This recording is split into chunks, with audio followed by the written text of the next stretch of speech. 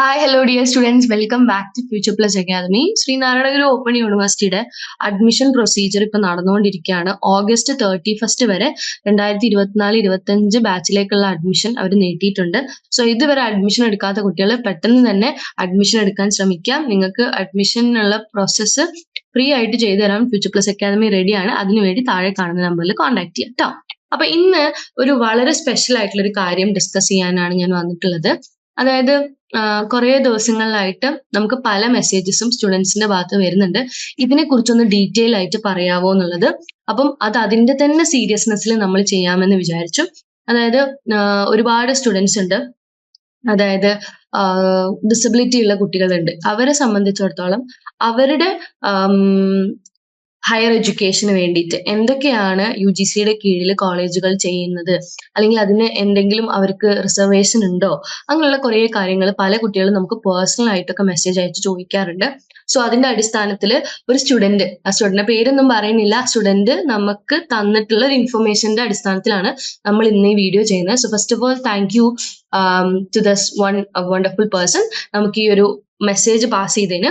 അപ്പം എന്തുകൊണ്ടും ഇത് ഒരുപാട് പേരിലേക്ക് എത്തിക്കണം, അല്ലെങ്കിൽ ഒരുപാട് പേർക്ക് ഷെയർ ചെയ്യണം, ഇതിനെക്കുറിച്ച് കൂടുതലായിട്ട് അറിയണം. കാരണം ഡിസബിലിറ്റി എന്നുള്ളൊരു കാരണം കൊണ്ട് മാത്രം അവരെ മാറ്റി നിർത്താൻ പറ്റില്ല, അല്ലെങ്കിൽ അത് മാറ്റി നിർത്തുന്നത് ശരിയല്ല എന്നുള്ള ഒരു ആശയമുണ്ട് എല്ലാവർക്കും. സോ അത് UGCയുടെ കീഴിലുള്ള എല്ലാ കോളേജുകളും യൂണിവേഴ്സിറ്റികളും അത് പാലിച്ചുകൊണ്ടിരിക്കുന്നുണ്ട്. പക്ഷെ പലർക്കും അതിനെക്കുറിച്ച് ഡീറ്റെയിൽ ആയിട്ട് അറിയില്ല, അല്ലെങ്കിൽ അവർക്കും സമൂഹത്തിന്റെ ഉന്നതിയിൽ എത്താൻ വേണ്ടി, അല്ലെങ്കിൽ സൊസൈറ്റിന്റെ ഫോർ ഫ്രണ്ടിൽ എത്താൻ വേണ്ടിയിട്ട് അവർക്കും ഒരുപാട് കാര്യങ്ങൾ ചെയ്യാൻ പറ്റും, അവർക്ക് വേണ്ടി നമുക്കും ചെയ്യാൻ പറ്റും എന്നുള്ളതിന്റെ ഒരു സൂചനയാണ്. അപ്പം ശ്രീനാരായണഗുരു ഓപ്പൺ യൂണിവേഴ്സിറ്റിയിലെ PWD കാറ്റഗറി, അതായത് പേഴ്സൺ വിത്ത് ഡിസബിലിറ്റി കാറ്റഗറിയിൽ വരുന്ന കുട്ടികൾക്ക് എന്തൊക്കെ റിസർവേഷൻ ആണ് ശ്രീനാരായണഗുരു ഓപ്പൺ യൂണിവേഴ്സിറ്റിയിൽ ചെയ്യുന്നത്, അതിന്റെ കുറച്ച് ഡീറ്റെയിൽ ആയിട്ടുള്ള കാര്യങ്ങളാണ് നമ്മൾ ഇന്ന് ഡിസ്കസ് ചെയ്യാൻ പോകുന്നത് കേട്ടോ. അപ്പൊ അതിനൊരു പ്രത്യേക അബ്സ്ട്രാക്ട് ഉണ്ട്, അത് ഞാൻ വായിക്കാം. ഇതിൽ പറയുന്നത് പേഴ്സൺ വിത്ത് ഡിസബിലിറ്റി ആക്ട് 2016 പ്രകാരമാണ്. സോ UGC 2019 ഇറക്കിയ ഒരു ലെറ്റർ ഫോർമാറ്റിന്റെ അടിസ്ഥാനത്തിലാണ് ഇത് ചെയ്യുന്നത്. അപ്പം ഇതിൽ പറയുന്ന കാര്യം എന്ന് വെച്ച് കഴിഞ്ഞാൽ പല എക്സാമിനേഷനും മറ്റു കാര്യങ്ങൾക്കും, അല്ലെങ്കിൽ നമ്മൾ അപ്ലിക്കേഷൻ തന്നെ ഫയൽ ചെയ്യുന്ന സമയത്ത് PWD person with bench mark disability എന്ന് പറഞ്ഞിട്ട് നമുക്ക് കാണാൻ കഴിയും. സോ അതിന്റെ കാര്യങ്ങളെ കുറിച്ചാണ് ഇവിടെ പറയുന്നത്, എന്തൊക്കെ കാര്യങ്ങളാണ് ഉള്ളത് എന്നുള്ളത്. സോ ഇവിടെ പറയുന്നുണ്ട് പല ടൈപ്പ് ഓഫ് ഡിസബിലിറ്റി ഉള്ള കുട്ടികളുണ്ട്. അതായത് ബ്ലൈൻഡ്നെസ്, വിഷന് പ്രശ്നമുള്ള ലോ വിഷൻ ഉള്ള കുട്ടികളുണ്ട്, അതുപോലെ തന്നെ ലോക്കോമോട്ടർ ഡിസബിലിറ്റി കുട്ടികളുണ്ട്, ഡെഫ് ആയിട്ടുള്ള കേൾവിക്ക് പ്രശ്നമുള്ള കുട്ടികളുണ്ട്, ഇന്റലക്ച്വൽ ഡിസബിലിറ്റി ഉണ്ട്, ഓട്ടിസം സ്പെക്ട്രം ഡിസോർഡർ ഉള്ള കുട്ടികൾ, സെറിബ്രൽ പ്ലാസി, മസ്കുലാർ ഡിസ്ട്രോഫി, പിന്നെ അതുപോലെ തന്നെ haemophilia, sickle cell anaemia, speech and language disability, അതുപോലെ തന്നെ muscular dystrophy, acid attack victims, Parkinson diseases, അതുപോലെ തന്നെ sickle cell anaemia, thalassaemia, multiple disabilities including deaf and blindness. ഇത്രയും വിഭാഗത്തിൽ പെടുന്ന കുട്ടികൾക്കാണ് ഈ പറഞ്ഞിട്ടുള്ള റിസർവേഷൻ പറയുന്നത്. ഡിഫറെന്റ്ലി ഏബിൾഡ് കാറ്റഗറിയിൽ വരുന്ന ഏകദേശം 21ഓളം കാറ്റഗറി അവർ പറയുന്നുണ്ട്. സോ ഇതിലുള്ള കുട്ടികൾക്ക് എന്തൊക്കെയാണ് എന്നുള്ളത്. അപ്പം ഇതിൽ എങ്ങനെയാണ് അവർക്ക് ഗ്രേസ് മാർക്ക്, അതായത് അവർ യൂണിവേഴ്സിറ്റിയിൽ ചേരുന്ന സമയത്ത് അല്ലെങ്കിൽ ഇന്ന കോഴ്സ് എടുത്ത് പഠിക്കുന്ന സമയത്ത് അവർക്ക് ഒരുപാട് റിസർവേഷൻ കൊടുക്കുന്നുണ്ട്, എസ്പെഷ്യലി ഗ്രേസ് മാർക്ക് ആയിട്ടും മറ്റും കൊടുക്കുന്നുണ്ട്. അപ്പൊ അത് എങ്ങനെയാണ് അവരുടെ ഗ്രേസ് മാർക്കിന്റെ ക്രൈറ്റീരിയകൾ എന്താണെന്ന് പറയും. ഫസ്റ്റിൽ പറയുന്നത് ഫിസിക്കൽ ഡിസബിലിറ്റി പറയുന്ന സമയത്ത് ഈ പറഞ്ഞ എല്ലാ കാര്യങ്ങളും അതിൽ പറയുന്നുണ്ട്. എന്നിട്ട് അവരുടെ മാർക്കിന്റെ ഡിസ്ട്രിബ്യൂഷൻ ആണ് പറയുന്നത്. ഗ്രേസ് മാർക്ക് കിട്ടുന്നതിനെ കുറിച്ചാണ് പറയുന്നത്. അതായത് നിങ്ങൾക്ക് നിങ്ങളുടെ അടുത്തുള്ള ഹോസ്പിറ്റലുകളിലും മറ്റും പോയി കഴിഞ്ഞാൽ നിങ്ങളുടെ ഡിസബിലിറ്റി നിങ്ങൾ കാണിക്കുകയാണെങ്കിൽ ഒരു ഡിസബിലിറ്റി സർട്ടിഫിക്കറ്റ് തരും. അതിൽ പെർസെൻറ്റേജ് പറയുന്നുണ്ടാവും, ഇത്ര ഡിസബിലിറ്റി എന്ന് പറയുന്നത്. അപ്പോൾ ഓരോരുത്തരുടെ ശാരീരിക വൈകല്യങ്ങൾ അനുസരിച്ച് അവിടെയുള്ള ഡോക്ടേഴ്സ് അല്ലെങ്കിൽ അതിന്റെ ഒരു ക്രൈറ്റീരിയ ഉണ്ട്, അത് മാനിച്ചുമാണ് അവർ അങ്ങനെ ഒരു പെർസെൻറ്റേജ് നമുക്ക് തരുന്നത്. അപ്പോൾ 40 to 65% ഡിസബിലിറ്റി ഉള്ള കുട്ടികൾക്ക് 10% മാക്സിമം മാർക്ക് ഓരോ തിയറി എക്സാംസിനും കിട്ടുന്നു. 66 മുതൽ 80% ഡിസബിലിറ്റി ഉള്ള കുട്ടികൾക്ക് 20% of maximum mark for all theory examination. 81%, അതായത് വിച്ച് ഇസ് അറ്റ്മോസ്റ്റിലേക്ക് എത്തുന്ന സമയത്ത് 25% maximum mark for all the theory examination എന്നുള്ളതാണ്. അതുപോലെ തന്നെ ബ്ലൈൻഡ് കാറ്റഗറി അങ്ങനെയുള്ള കുട്ടികൾക്ക് അവർക്ക് 5% വെച്ചിട്ട് അവരുടെ ഗ്രേസ് മാർക്ക് കിട്ടുന്നുണ്ട്. അതുപോലെ തന്നെ ഇനി മാർക്കിന്റെ ഡിസ്ട്രിബ്യൂഷൻ, ഹിയറിംഗ് ആൻഡ് ഇമ്പയർമെന്റ് എന്നുള്ള കുട്ടികൾക്ക്, അങ്ങനെ ഓരോ കുട്ടികൾക്കും, അതുപോലെ തന്നെ ഇന്റലക്ച്വൽ ഡിസബിലിറ്റി ഉള്ള കുട്ടികളുണ്ട്, അതായത് വായിക്കാനും ഡിസ്ലെക്സിയ പോലുള്ള അസുഖങ്ങൾ, വായിക്കാനും എഴുതാനും അറിയാത്ത കുട്ടികളുണ്ട്, അവർക്കും 10% മാർക്സ് തിയറി എക്സാമിന് കിട്ടും. അതുപോലെ തന്നെ ഓട്ടിസം ബാധിച്ച കുട്ടികൾ അല്ലെങ്കിൽ മെന്റൽ ഡെവലപ്മെന്റ് ഡിസോർഡർ ഉള്ള കുട്ടികൾക്ക് 25% മാക്സിമം മാർക്ക് തിയറി എക്സാമിന്റെ, അതായത് നമ്മൾ എഴുതുന്ന പരീക്ഷയുടെ 25% മാർക്ക് നമുക്ക് കിട്ടും എന്നുള്ളതാണ്. പിന്നെ ചില ഇതിൽ തന്നെ മൈൽഡ് മോഡറേറ്റ് എന്ന് പറഞ്ഞിട്ട് കൊടുക്കാറുണ്ട്, അതായത് അവരുടെ ആ ഒരു ഡിസബിലിറ്റിയുടെ തോത് എത്രത്തോളമാണ് എന്നുള്ളത് പറഞ്ഞു കൊടുക്കാറുണ്ട്. അപ്പം അതിനനുസരിച്ചും അവർക്ക് മാർക്കിന് ഡിസ്ട്രിബ്യൂഷൻ ഉണ്ട് എന്നുള്ളതാണ്.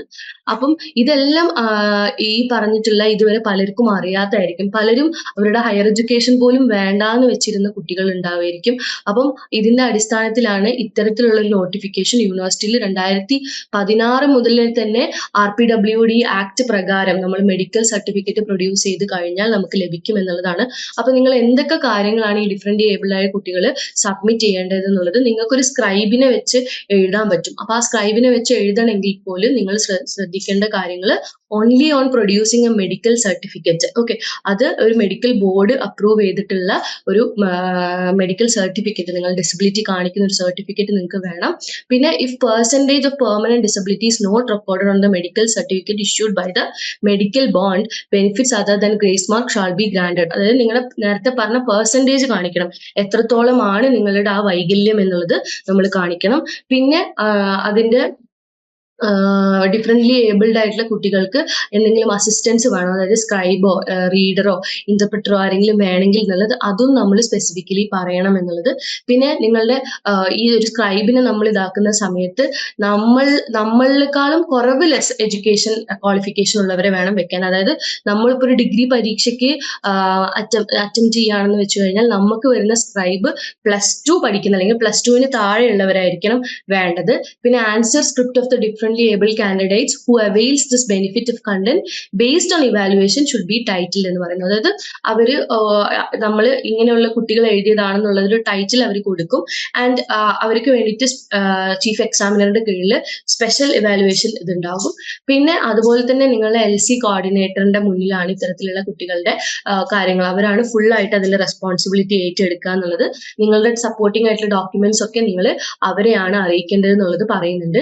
പിന്നെ അതുപോലെ തന്നെ grace mark shall B normally given for written examination only, അതായത് നിങ്ങളുടെ എഴുത്ത് പരീക്ഷകൾക്ക് മാത്രമാണ് നിങ്ങൾ ഈ പറഞ്ഞിട്ടുള്ള ഗ്രേസ് മാർക്കും ഒക്കെ കിട്ടുകയുള്ളൂ എന്നുള്ളത് പറയുന്നു. പിന്നെ അതുപോലെ തന്നെ ഒരു ഇന്റേണൽ എക്സാമിനേഷൻ ആണെങ്കിൽ അതിന് മിനിമം പാസ് മാർക്ക് നിങ്ങൾക്ക് അവൈലബിൾ ആയിരിക്കും.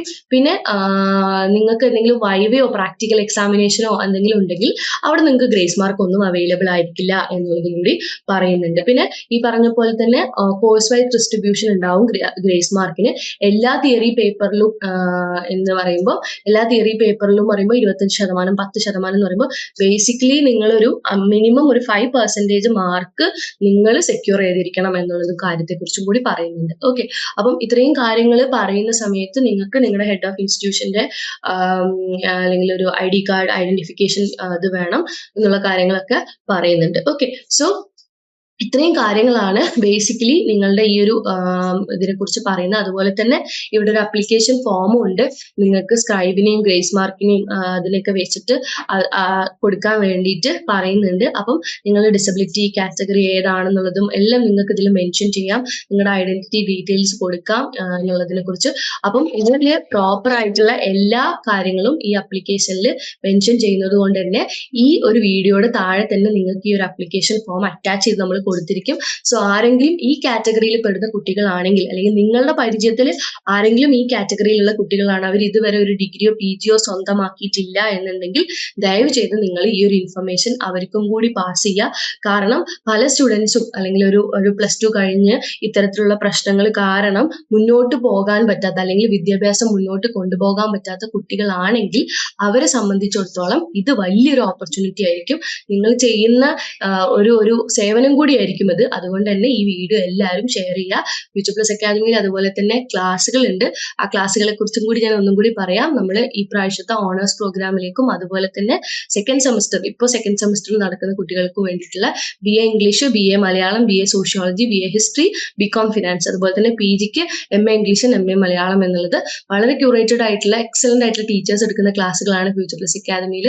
ശ്രീനാരായണ ഗുരു ഓപ്പൺ യൂണിവേഴ്സിറ്റിന്റെ ക്ലാസ്സുകൾ പ്രൊവൈഡ് ചെയ്യുന്ന കേരളത്തിലെ തന്നെ ആദ്യത്തെ ഒരു ഇൻസ്റ്റിറ്റ്യൂഷൻ ആണ്. ആപ്പ് ത്രൂ ക്ലാസ്സുകൾ പ്രൊവൈഡ് ചെയ്യുന്നതാണ്. അപ്പൊ നിങ്ങൾ എല്ലാവരും ധൈര്യമായിട്ട് ഈ ഒരു അക്കാഡമിയിൽ ജോയിൻ ചെയ്തോളൂ. ജോയിൻ ചെയ്യേണ്ട വിവരങ്ങളും രജിസ്ട്രേഷനുമായിട്ട് ബന്ധപ്പെട്ട വിവരങ്ങളും താഴെ കാണുന്ന നമ്പറിൽ കോൺടാക്ട് ചെയ്യുക. അതുപോലെ തന്നെ ഈ വീഡിയോ മാക്സിമം ആരും ഷെയർ ചെയ്യാൻ മറക്കരുത്. അവരും നമ്മളെ കൂടെ ഒരുമിച്ച് എന്താ പറയുക, ഒരു ഇൻക്ലൂസീവ് ആയിട്ടുള്ള ഒരു ഫ്യൂച്ചർ അവർക്കും കൂടി ഉണ്ടായിക്കോട്ടെ എന്നുള്ളത് മാത്രം പ്രാർത്ഥിച്ചുകൊണ്ട് നമുക്ക് ഈ ഒരു വീഡിയോ അവസാനിപ്പിക്കാം. Thank you so much.